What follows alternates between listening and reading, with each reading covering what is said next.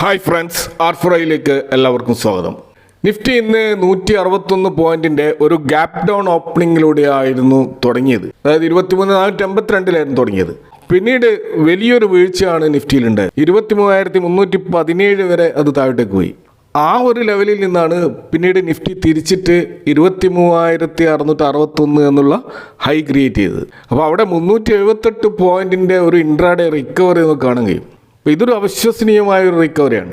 India Vicks early morning ട്രേഡിൽ 6% ഉയർന്നിട്ട് 20 മുകളിലേക്ക് പോയതായിട്ട് കാണാം. ഇപ്പോൾ അത് കൂൾ ഡൗൺ ചെയ്തിട്ട് 20 താഴെ വന്നിട്ടുണ്ടെങ്കിലും ഹൈ വോളറ്റിലിറ്റി നിറഞ്ഞ ഒരു മാർക്കറ്റായിരുന്നു ഇന്ന് നമ്മൾ കണ്ടത്. അപ്പോൾ ഉച്ചയ്ക്ക് ശേഷം ഈ അതിശക്തമായ ഒരു റിക്കവറി നിഫ്റ്റിയിൽ ഉണ്ടായതിനുള്ള ഒരു കാരണമായിട്ട് നമ്മൾ കാണുന്നത് ആ ഒരു സപ്പോർട്ട് ലെവലിൽ, അതായത് 23,300 ലെവലുകളിൽ അതിശക്തമായ ഒരു ബൈങ് ആണ് നടന്നത്. അപ്പോൾ ഇത് ഒരു ടെക്നിക്കലായിട്ടുള്ള ഒരു റിക്കവറി ആയിട്ടാണ് നമുക്ക് കാണാൻ കഴിയുക. കാരണം മാർക്കറ്റ് തുടർച്ചയായിട്ട് ഇടിയുമെന്ന് പ്രതീക്ഷിച്ചിട്ട് വൻകിട ഇൻവെസ്റ്റേഴ്സൊക്കെ, അതായത് മെയിനായിട്ടുള്ള ട്രേഡേഴ്സും FIAസും ഒക്കെ വലിയ തോതിൽ ഷോർട്ട് പൊസിഷനുകൾ എടുത്തിരുന്നു. എന്നാൽ നിഫ്റ്റി 23,300 23,350 ആ ഒരു ശക്തമായ സപ്പോർട്ട് ലെവലിൽ എത്തിയപ്പോൾ ഒരു വാല്യൂ ബൈങ് ആണ് നടന്നത്. അതുകൊണ്ട് തന്നെ അവിടെ നിന്ന് മാർക്കറ്റ് താഴോട്ടേക്ക് പോയില്ല. ഇതോടെ നഷ്ടം ഒഴിവാക്കാനായിട്ട് ട്രേഡേഴ്സ് തങ്ങൾ വിറ്റ സ്റ്റോക്കുകൾ കൂട്ടത്തോടെ തിരികെ വാങ്ങാൻ ശ്രമിച്ചപ്പോൾ ശക്തമായ ഒരു ഷോർട്ട് കവറിംഗ് ഉണ്ടായി. ഇത് മാർക്കറ്റിൽ വലിയൊരു ഡിമാൻഡ് ക്രിയേറ്റ് ചെയ്യപ്പെട്ടു. അപ്പോൾ പൊതുവെ ഇന്ന് മാർക്കറ്റ് യഥാർത്ഥത്തിൽ ഗ്ലോബൽ സാഹചര്യങ്ങളൊക്കെ നമ്മൾ വിലയിരുത്തി കഴിഞ്ഞാൽ വളരെയധികം നെഗറ്റീവാണ്.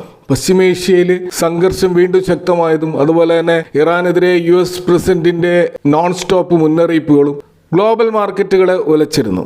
അപ്പോൾ ഇതേ തുടർന്ന് ബ്രന്റ് ക്രൂഡ് നമ്മളിന്ന് കാണുന്നത് ബാരലിന് $109 നിന്നും $112 ഉയർന്നിരിക്കുകയാണ്. അപ്പോൾ അതിൻ്റെ ഒരു പ്രത്യാഘാതം എന്നാണ് നമ്മൾ ഇന്ത്യൻ റുപ്പിയിലും ഇന്ന് ആ ഒരു വീഴ്ച നടന്നതായിട്ട് കാണാം. 96 മുകളിലാണ് ഇപ്പോഴും ഇന്ത്യൻ റുപ്പി നിൽക്കുന്നത്. ഇതുകൂടാതെ ഗ്ലോബൽ മാർക്കറ്റിൽ ബോണ്ട് ഈൽഡുകൾ വർദ്ധിച്ചുകൊണ്ടിരിക്കുകയാണ്. ഇപ്പോൾ ഗ്ലോബൽ ലെവലിൽ അപ്പോൾ ഇത് ഈക്വിറ്റി മാർക്കറ്റുകളിൽ നിന്ന് പണം പിൻവലിച്ച് ബോണ്ടുകളിൽ സുരക്ഷിതമായിട്ട് നിക്ഷേപിക്കാൻ വേണ്ടിയിട്ട് വേൾഡ് വൈഡ് ആയിട്ടുള്ള ശ്രമങ്ങൾ നടക്കുന്നതായിട്ടാണ് നമുക്ക് കാണാൻ കഴിയും. ഇപ്പോൾ ജപ്പാൻ, ഓസ്ട്രേലിയ, ഹോങ്കോങ് പോലെയുള്ള വിപണികളിലൊക്കെ വമ്പിച്ച തകർച്ച നേരിട്ടതായിട്ട് കാണാം. ഇന്ന് നമ്മുടെ മാർക്കറ്റുള്ള ആ ഒരു റിക്കവറിക്ക് ശക്തമായ സപ്പോർട്ട് നൽകിയ ഒരു സെക്ടർ എന്ന് പറയുന്നത് IT ടെലികോം സെക്ടറുകളുടെ ഒരു പിന്തുണയായിരുന്നു. മാർക്കറ്റ് വലിയ തോതിൽ ഇടിഞ്ഞപ്പോൾ ഇൻഫോസിസ്, ഭാരതി എയർടെൽ, ടെക് മഹീന്ദ്ര തുടങ്ങിയ IT ടെലികോം സ്റ്റോക്കുകളിലാണ് ശക്തമായ ബൈങ് ഉണ്ടായത്. അപ്പോൾ ഇത്തരത്തിൽ ഈ ഒരു ഘട്ടത്തിൽ IT സ്റ്റോക്കുകളുടെ പിന്നാലെ ഇൻവെസ്റ്റേഴ്സ് പോകുന്നതിൻ്റെ ഒരു പ്രധാന കാരണമായിട്ട് നമുക്ക് കാണുന്നത് കഴിഞ്ഞ 1-2 വർഷമായി ഇന്ത്യ IT സ്റ്റോക്കുകൾ വലിയ മുന്നേറ്റങ്ങളൊന്നും ഇല്ലാതെ നല്ല വാല്യുവേഷൻ ലെവലാണ് നിൽക്കുന്നത്. അപ്പോൾ മാർക്കറ്റിൽ പൊതുവെ ഓവർ വാല്യൂഡ് ആയിട്ട് കിടക്കുന്ന സെഗ്മെന്റിലേക്ക് പോകാതെ ഫെയർലി വാല്യൂഡ് ആയിട്ട് നിൽക്കുന്ന IT സ്റ്റോക്കുകളിൽ ഒരു ബൈങ് ഓപ്ഷനായിട്ട് ബിഗ് ഇൻവെസ്റ്റേഴ്സ് കാണുകയും അവിടെ ബൈങ് നടക്കുകയും ചെയ്തു. ഇതുകൂടാതെ റൂപ്പി ഇടിഞ്ഞത് കാരണം സ്വാഭാവികമായിട്ടും ഡോളറിൽ ഏൺ ചെയ്യുന്ന IT കമ്പനികൾ സംബന്ധിച്ചിടത്തോളം അത് വളരെയധികം പോസിറ്റീവാണ്.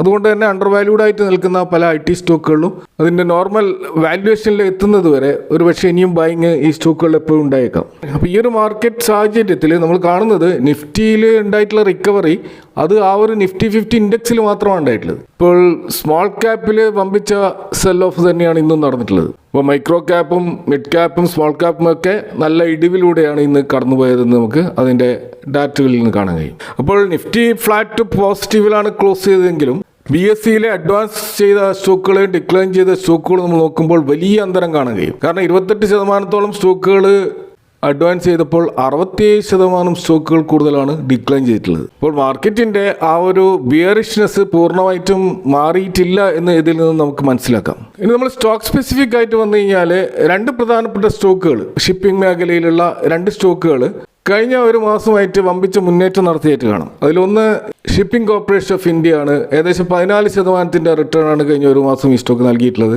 കൂടാതെ ഇന്നും 3% കൂടുതൽ ഒരു മുന്നേറ്റം ഈ സ്റ്റോക്കിൽ കാണാൻ കഴിയും. ഇതേപോലെ മറ്റൊരു സ്റ്റോക്ക് GE ഷിപ്പിംഗ് ആണ്, അഥവാ ഗ്രേറ്റ് ഈസ്റ്റേൺ ഷിപ്പിംഗ് കമ്പനി.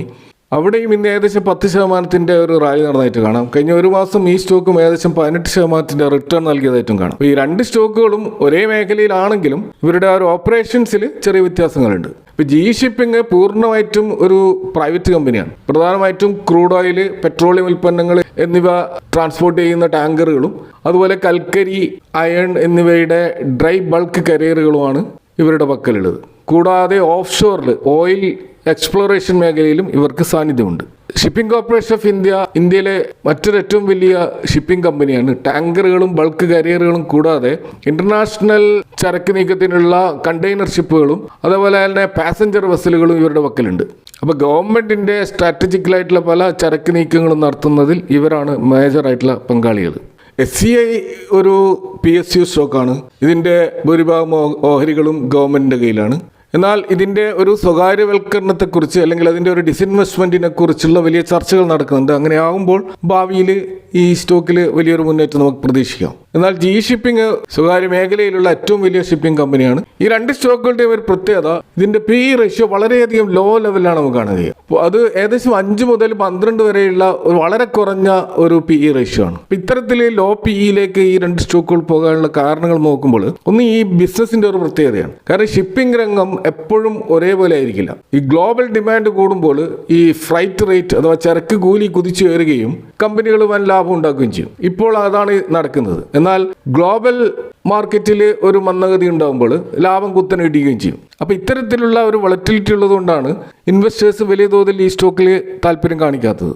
കൂടാതെ ഇത് ഹൈലി ക്യാപിറ്റൽ ഇൻറ്റൻസീവ് ആയിട്ടുള്ള ഒരു ബിസിനസ്സാണ്. പുതിയ കപ്പലുകൾ വാങ്ങാനും അവ പരിപാലിക്കാനും വലിയ തോതിലുള്ള ക്യാപിറ്റൽ ആവശ്യമാണ്. കൂടാതെ ജിയോ പൊളിറ്റിക്കൽ ടെൻഷൻസ്, യുദ്ധങ്ങൾ, അതുപോലെ തന്നെ ഈ കപ്പൽ പാതകളിൽ ഉണ്ടാകുന്ന തടസ്സങ്ങൾ, ഇതൊക്കെ ഇവരുടെ ബിസിനസ്സിനെ വലിയ തോതിൽ നെഗറ്റീവായിട്ട് ബാധിക്കും. അപ്പം എങ്കിൽ പോലും ഇപ്പോൾ ഈ സ്റ്റോക്കുകളിൽ ഒരു റാലി നടക്കുന്നതിൻ്റെ കാരണമായിട്ട് കാണുന്നത് ഇപ്പോഴത്തെ ഹോർമുസ് സ്ട്രൈറ്റുമായി ബന്ധപ്പെട്ട് നടക്കുന്ന ഈ പശ്ചിമേഷ്യൻ കോൺഫ്ലിക്റ്റ് ആണ്. ഇപ്പോൾ തന്നെ നമുക്ക് കാണുന്നത് ബ്രന്റ് ക്രൂഡ് അത് 110 മുകളിലേക്ക് പോയിരിക്കുകയാണ്. ഇപ്പോൾ തീർച്ചയായിട്ടും ഈ ഷിപ്പിംഗ്, ഈ ഫ്രൈറ്റ് ചാർജസ് അത് കൂടുതൽ ഉയരാനുള്ള സാധ്യതയാണ് ഇവിടെയും ഉള്ളത്. അപ്പോൾ ഇത് തീർച്ചയായിട്ടും വരും ക്വാർട്ടറുകളിൽ ഈ രണ്ട് കമ്പനികളുടെയും ലാഭം വലിയ തോതിൽ വർദ്ധിപ്പിക്കും. അപ്പോൾ ആ ഒരു സ്പെക്കുലേഷൻ്റെ അടിസ്ഥാനത്തിലാണ് ഇപ്പോൾ ഈ സ്റ്റോക്കിൽ നല്ലൊരു റാലി നടക്കുന്നത്. ഇപ്പോൾ നമ്മൾ ഈ രണ്ട് സ്റ്റോക്കുകളുടെയും ഒരു സെയിൽസിൻ്റെ ഒരു ഹിസ്റ്റോറിക്കൽ പെർഫോമൻസ് നമ്മൾ നോക്കിക്കഴിഞ്ഞാൽ കാണുന്നത്, സെയിൽസ് റവന്യൂവിൽ GE ഷിപ്പിംഗ് കഴിഞ്ഞ 3 വർഷത്തെ അതിൻ്റെ CAGR ഗ്രോത്ത് -2% ആണ്. എന്നാൽ കഴിഞ്ഞ 12 മാസത്തെ അതായത് ട്രെയിലിംഗ് 12 മന്ത്സിൻ്റെ ഗ്രോത്ത് 2%. അപ്പോൾ മൈനസിൽ നിന്നും പോസിറ്റീവിലേക്ക് അത് വന്നതായിട്ട് കാണാം. ഇത് കൂടാതെ പ്രോഫിറ്റും 3 ഇയേഴ്സിൻ്റെ CAGR 6%. എന്നാൽ ട്രെയിലിംഗ് 12 മന്ത്സിൻ്റേത് 57% ഉയർന്നതായിട്ട് കാണാം. അപ്പോൾ ഈ ഒരു വർഷം ഇവരുടെ ഒരു സുവർണ്ണകാലമാണെന്ന് നമുക്ക് പറയാൻ കഴിയും. ഇതേപോലെ തന്നെയാണ് ഷിപ്പിംഗ് കോർപ്പറേഷൻ ഓഫ് ഇന്ത്യയുടെ അവസ്ഥ. അവിടെ 3 ഇയേഴ്സിൻ്റെ CAGR ഗ്രോത്ത് സെയിൽസിൽ 0% ആണ്. യാതൊരുവിധ ഗ്രോത്തും ഉണ്ടാവാറില്ല. എന്നാൽ ട്രെയിലിംഗ് 12 മന്ത്സിൽ 3% പോസിറ്റീവ് ഗ്രോത്ത് കാണിച്ചിട്ടുണ്ട്. ഇനി പ്രോഫിറ്റ് സൈഡിലേക്ക് വന്നു കഴിഞ്ഞാലും കഴിഞ്ഞ 3 ഇയേഴ്സ് 16% പ്രോഫിറ്റ് ക്രിയേറ്റ് ചെയ്തിരുന്നു. മോശമല്ലാത്ത ഒരു CAGR SCI കാണിക്കാറുണ്ട്. പക്ഷേ ട്രെയിലിംഗ് 12 മന്ത്സിൻ്റെ പ്രോഫിറ്റ് ഗ്രോത്ത് 62%. അപ്പോൾ തീർച്ചയായിട്ടും ഇപ്പോഴത്തെ ഈ ജിയോ പൊളിറ്റിക്കൽ ടെൻഷൻസും ഗ്ലോബൽ സിനാരിയോയും ഈ രണ്ട് സ്റ്റോക്കുകളെയും പോസിറ്റീവായിട്ടാണ് ഇപ്പോൾ സ്വാധീനിച്ചിട്ടുള്ളത്. പക്ഷേ ഇതൊരു താൽക്കാലികമായിട്ടുള്ള ഒരു അനുകൂല സാഹചര്യമായിട്ടാണ് പൊതുവെ മാർക്കറ്റ് വിലയിരുത്തുന്നത്. പക്ഷേ ഈ ഒരു താൽക്കാലികമായ ആനുകൂല്യങ്ങൾ എത്ര കാലം നിലനിൽക്കും എന്നുള്ളതിനനുസരിച്ചായിരിക്കും സ്റ്റോക്കിൻ്റെ മുന്നേറ്റം. അപ്പോൾ അതുകൊണ്ട് തന്നെ ഈ സ്റ്റോക്കിൽ ഇൻവെസ്റ്റ് ചെയ്യുമ്പോൾ തീർച്ചയായിട്ടും ഒരു സ്റ്റോപ്പ് ലോസ് അനിവാര്യമാണ്. ഇപ്പോൾ GE ഷിപ്പിങ്ങിൻ്റെത് കാണുന്നത് അവിടെ ഒരു 50 DMAയുടെ അടുത്തായിട്ട് 1540 ലെവലിൽ ഒരു സ്റ്റോപ്പ് ലോസ് മെയിൻറ്റെയിൻ ചെയ്യുന്നത് ഒരു സേഫ്റ്റിക്ക് നല്ലതായിരിക്കും. കാരണം ഇതിൻ്റെ താഴോട്ടേക്ക് പോയാൽ മാത്രമേ ഒരു ട്രെൻഡ് റിവേഴ്സൽ ഉണ്ടാവുകയുള്ളൂ.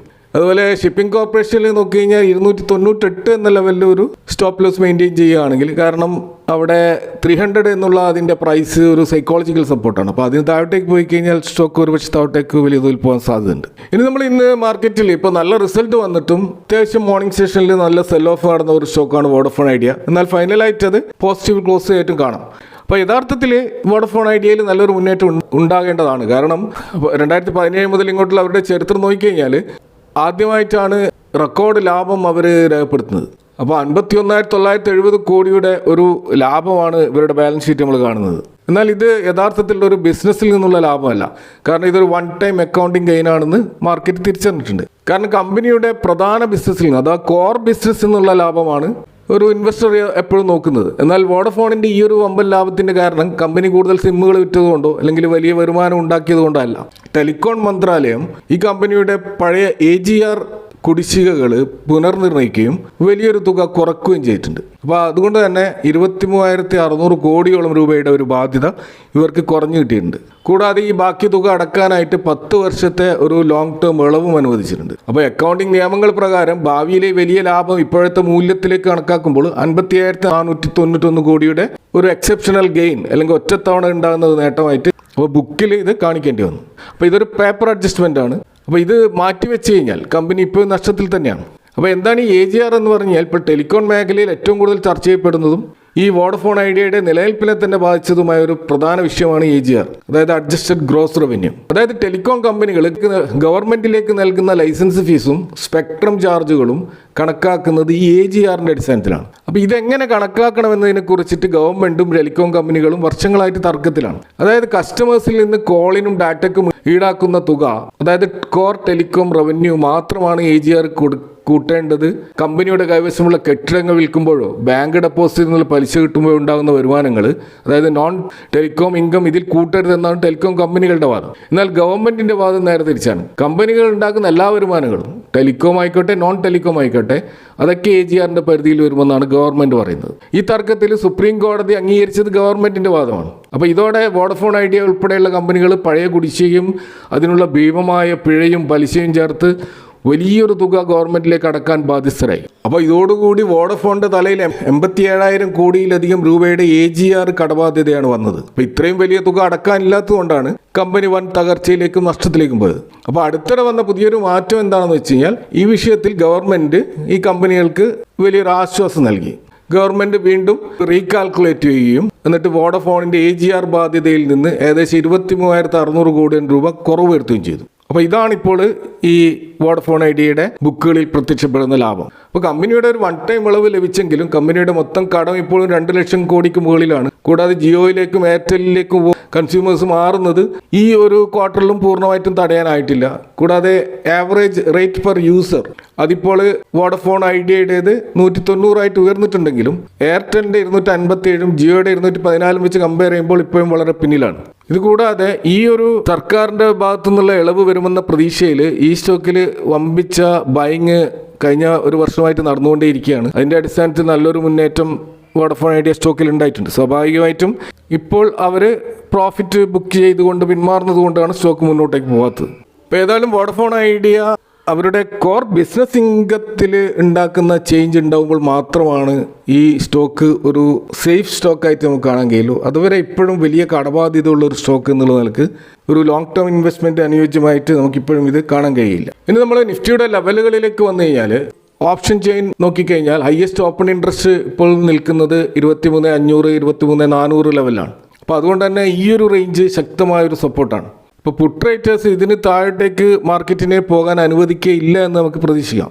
എന്നാൽ കോൾ സൈഡിലുള്ള ഹയസ്റ്റ് ഓപ്പൺ ഇൻട്രസ്റ്റ് 23,800 24,000 എന്ന ലെവലിലാണ്. ഇപ്പോൾ മാർക്കറ്റ് മുകളിലോട്ട് കയറിയാലും 23,800 മറികടക്കുക എന്നുള്ളത് വലിയൊരു വെല്ലുവിളിയായിരിക്കും. അപ്പോൾ ഇതൊക്കെയാണ് ഇന്നത്തെ മാർക്കറ്റുമായി ബന്ധപ്പെട്ട് നിങ്ങളുമായിട്ട് ഷെയർ ചെയ്യാനുള്ളത്. ഈ വിഷയങ്ങളുമായി ബന്ധപ്പെട്ട് നിങ്ങളുടെ അഭിപ്രായങ്ങളും കമൻറ്റുകളും അറിയിക്കുക. Thank for watching. See you next time with another video.